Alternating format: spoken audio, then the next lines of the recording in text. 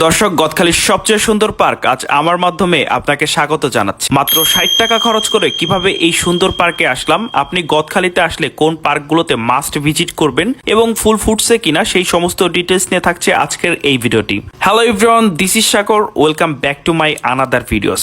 গদখালিতে এই বছর এই পার্কটাকে নতুন করে বানানো হয়েছে। এই পার্কের ডেকোরেশন এত চমৎকার করে সাজানো হয়েছে, আপনি যদি একবার যান তাহলে আর আসতেই চাইবেন না।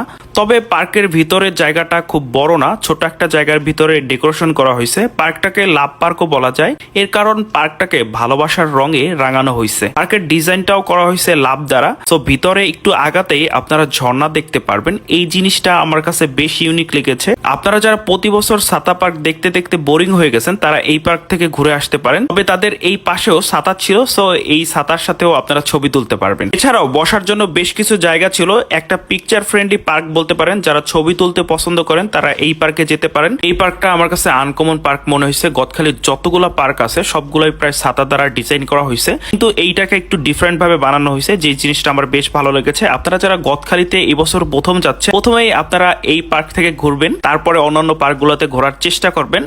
এই পার্কের নাম নিউ ভাই ভাই মিরাক্কেল গার্ডেন, আর এইটা হচ্ছে তাদের মেইন গেট। আর এই পার্কে ঢুকতে আপনাদের জন প্রতি 40 টাকা করে খরচ করতে হবে। আমার কাছে প্রবেশ মূল্যটা একটু বেশি মনে হয়েছে, 30 টাকা হলে ঠিক ছিল, এর কারণ জায়গাটা বেশ বড় না। এই পার্কে ঘোরার পরে আপনারা চলে যাবেন মনোয়ারা পার্কে, এর ঠিক পাশেই। এই পার্কের এরিয়াটা বেশ বড় এবং ভিতরে অনেক ফুল গাছ আছে। যারা ছাতার সাথে ছবি তুলবেন ভাবতেছেন তারা চলে যেতে পারেন। আর এই পার্কটাও আমার কাছে বেশ ভালো লেগেছে। এর পাশাপাশি বাচ্চাদের জন্য বেশ কিছু খেলনা ছিল, সো আপনার বাচ্চারা বেশি এনজয় করবে, তাদেরকেও সাথে করে নিয়ে যেতে পারেন। আর আমার পেজে এই পার্ক নিয়ে ফুল ডিটেলসে ভিডিও দেওয়া আছে, সো চাইলে আপনারা সেটা দেখতে পারেন। এইবার বলি আপনারা কিভাবে এই পার্কে আসবেন। খুলনা রেল স্টেশন থেকে 6:15-তে বেতনা এক্সপ্রেসে করে আপনারা চলে আসবেন ঝিকরগাছা রেল স্টেশনে। জনপ্রতি আপনাদের 35 টাকা করে লাগবে। ঝিকরগাছা থেকে 20 টাকা দিয়ে আপনারা চলে আসবেন গদখালিতে।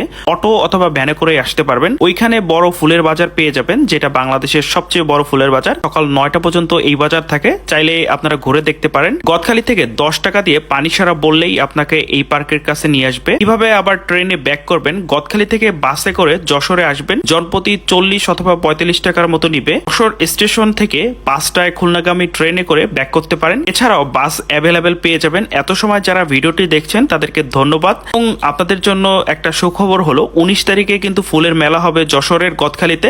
সো চাইলে আপনারা ওই মেলায় অ্যাটেন্ড করতে পারেন। সো গদখালিতে ফুল ফুটছে কিনা এই প্রশ্নের উত্তরটাও দেই। সো বর্তমানে আমি আছি ফুলের রাজ্য যশোরে। এইখানে আসলে মোটামুটি আপনারা এখন পর্যাপ্ত পরিমাণে ফুল পেয়ে যাবেন। সো যারা প্ল্যান করতেছেন যশোরে আসবেন তারা চলে আসতে পারেন। এবং সারা মাঠ ঘাট সব জায়গাতেই ফুল চাষ করা হচ্ছে। সো বেশ চমৎকার জায়গা।